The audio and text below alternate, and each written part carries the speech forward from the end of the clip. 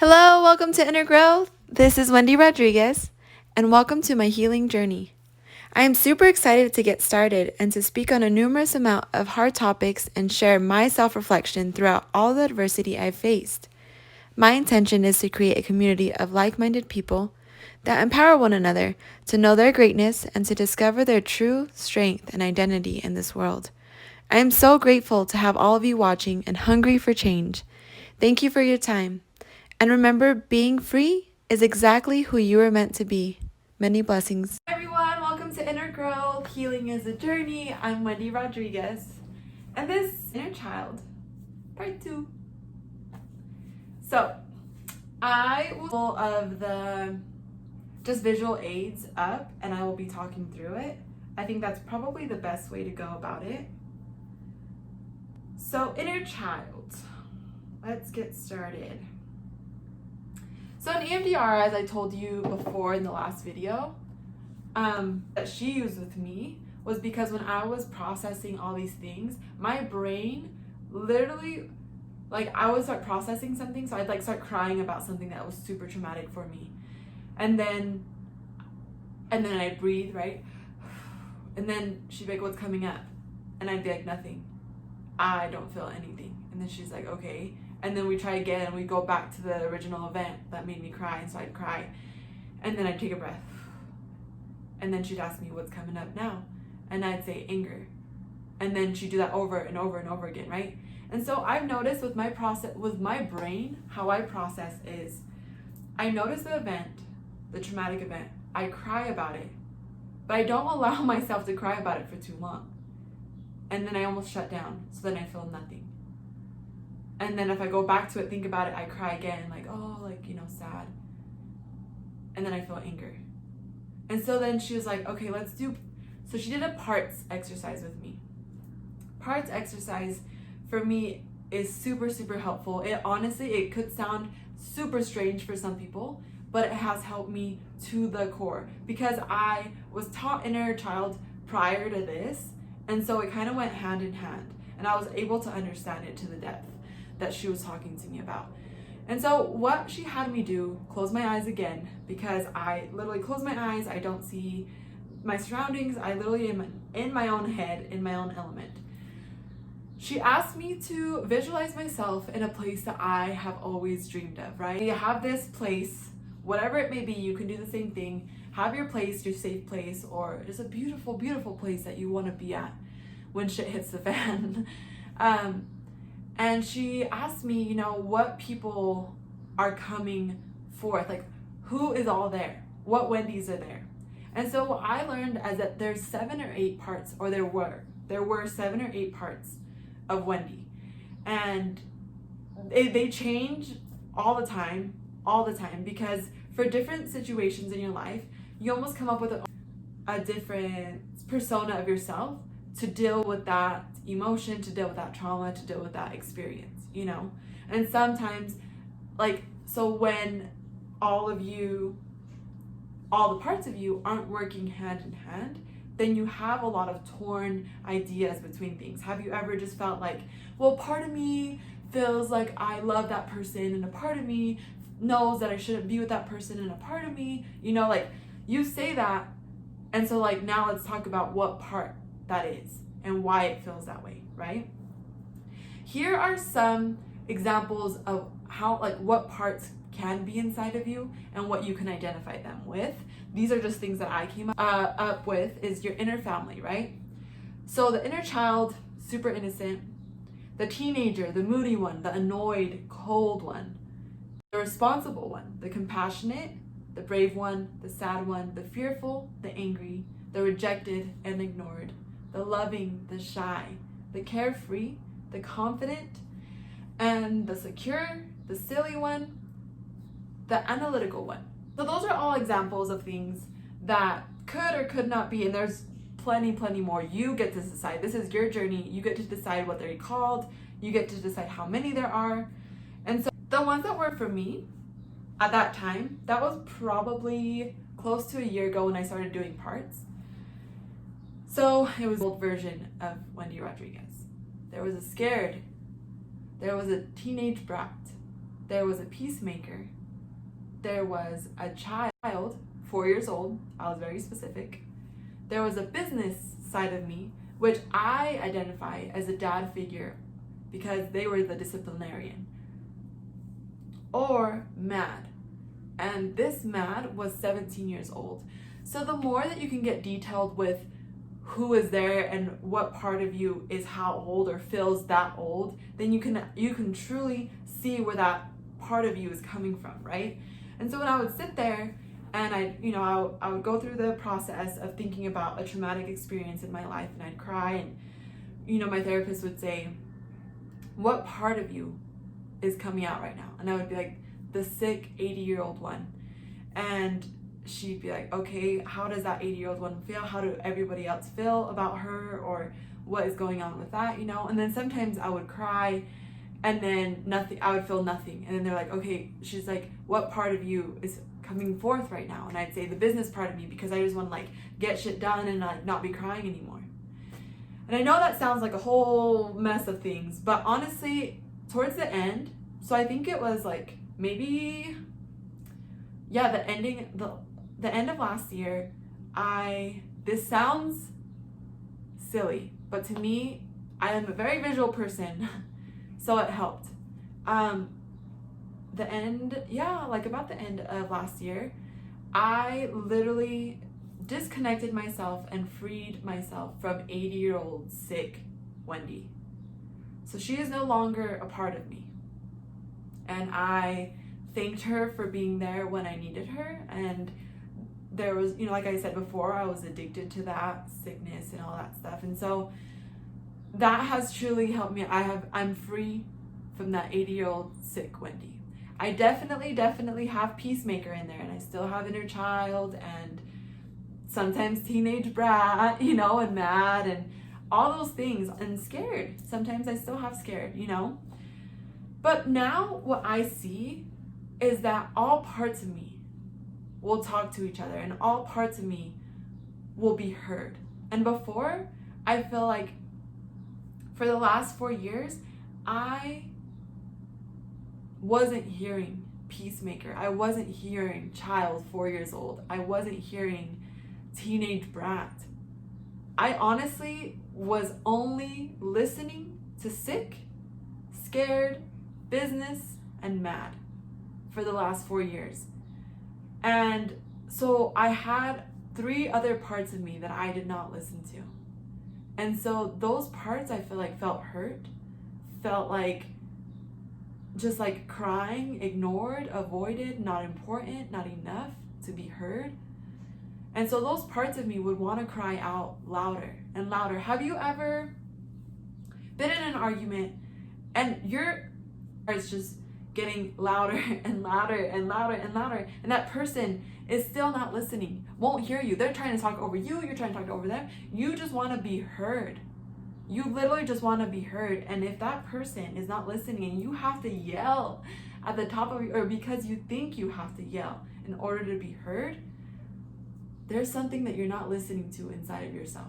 There's someone, mad, sad, peacemaker, 4-year-old self, that you're not listening to inside of yourself. So start with that before you start pointing fingers outside of you.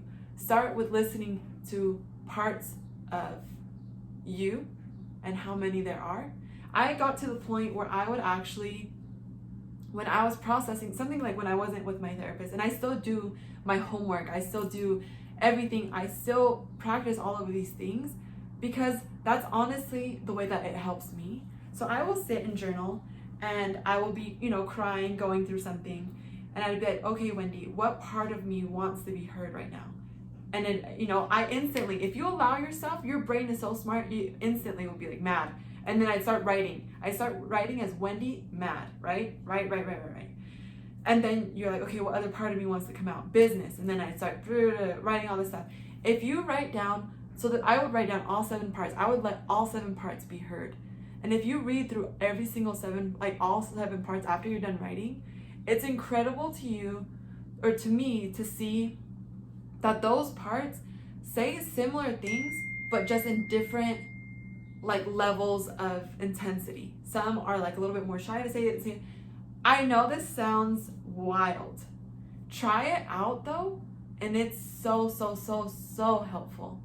To me, but there's so many other ways to be helped through EMDR, but this is one way that truly made the biggest like trigger switch in my head to start learning and having self-compassion for myself instead of blaming and being like, why are you like this? Why are you like this? Like change. And it's like, no, listen to yourself and all parts of you. And I could say now that all parts of me are talking together and literally we're all in sync. There's sometimes where things will get disrupted a little bit and I'd be like, a part of me feels like, you know. But at the end of the day, I've learned to truly listen to every part of me and not just give voice to the parts that are gonna get the job done faster. Because sometimes you need that prolonged sadness, that prolonged this and that to truly feel like that part of you is being heard. And if you keep ignoring it, it's gonna keep yelling louder and louder, and shit will keep happening louder and louder for you to fucking hear it. So it's your choice when you want to listen and when you don't. Another example that I just actually went through this week was that she taught me, so it's another like version of parts. So what she taught me was it's childhood pain, right? And that's generally where the trauma comes from. Obviously there's other, I think the trauma comes from childhood, and then the triggers moving, past that point of childhood just keeps going back to the pain of where you got it from, which is your childhood, I said the first 7 years of life are the most important for any child because they honestly get programmed and processed into who they will be as a person and what values and morals they will come and stem from, or what little engraved dialogue will get in their brain for a very long time until the person realizes it. So childhood pain is at the very top, right? And then there's 3 different parts. They're called, your protectors. The ones that were like, oh, we do not want to feel this childhood pain. We will not let you feel this shit. And we promise you that, And so traumatic things happen, or even arguments or anything like that will happen. Anytime that someone, something, some experience gets close to making you feel that childhood pain, these homies will come up. And so messengers, what they do, they deal with the pain fast so that it's not super bad, right?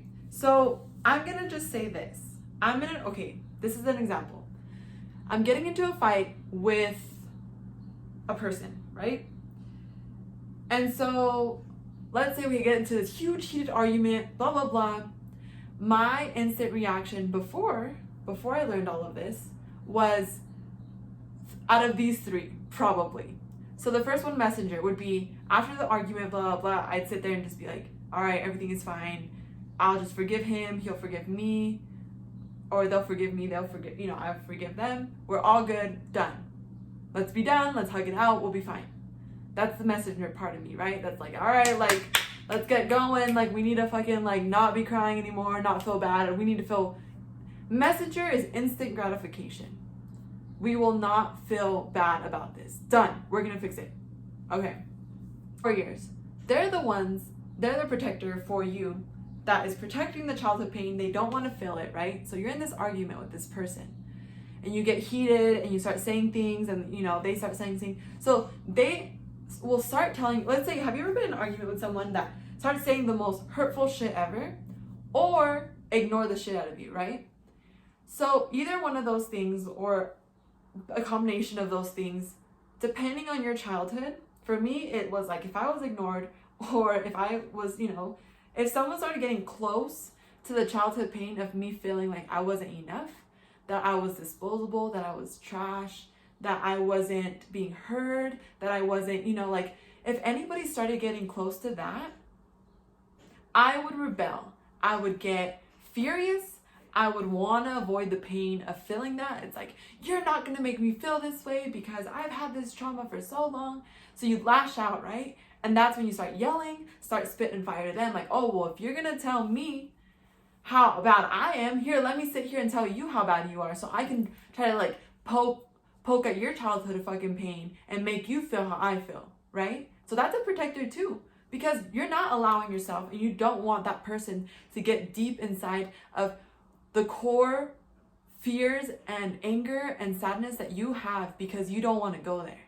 You just won't. So you will do anything to avoid that feeling, right? So the messenger part of you will act fast and be like, all right, fine, truth. And then the warrior side of you will rebel and literally spit fire to the other person because you don't want to feel the pain. And protectors are about in between, somewhere in between. Messengers and warriors on the opposite, spectrum, and then protectors are right in between. And so when I heard that, I was like, I do that all the time. I literally do that all the time.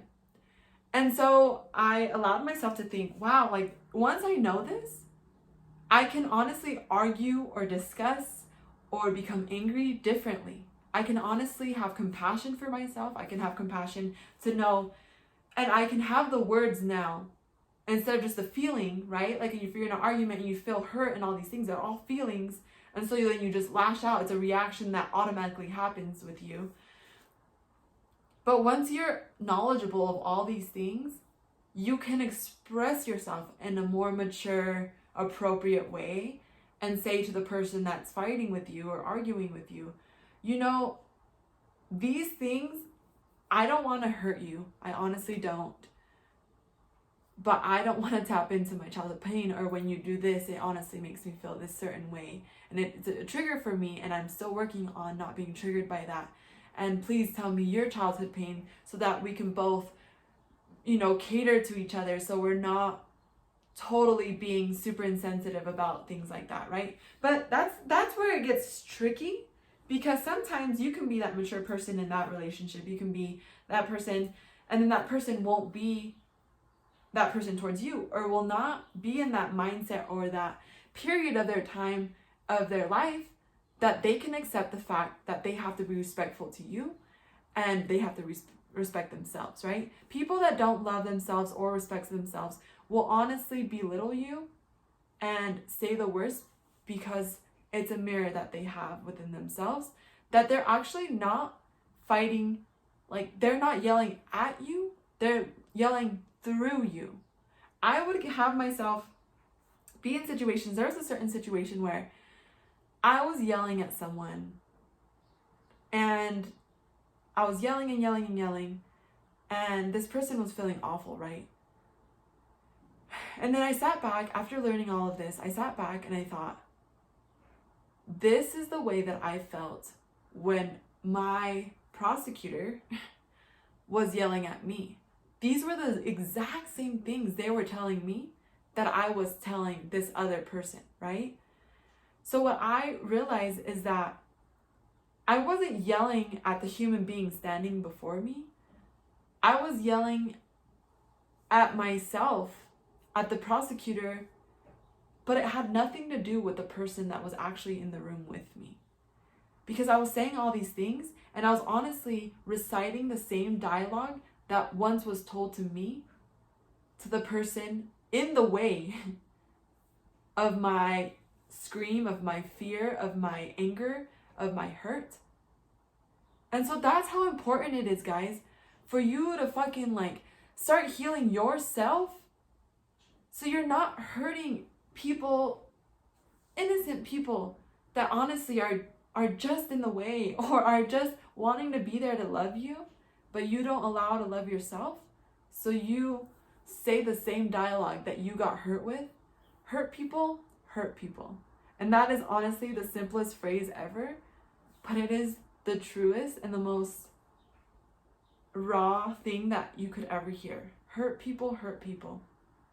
So if your job is to heal yourself, start with that before you start pointing fingers at other people and calling them, labeling them good or bad. You don't know their fucking trauma. You don't know how wired their brain is to believe a certain thing for a certain amount of time. Once you start, okay, so your brain has all these wires, right? They wire and connections and all these things. It's obviously like a muscle. So you keep using these same beliefs over and over and over and over and over again. obviously it's going to be harder to change because you have to disconnect those connections and then connect them again in a more healthy and way for you to change.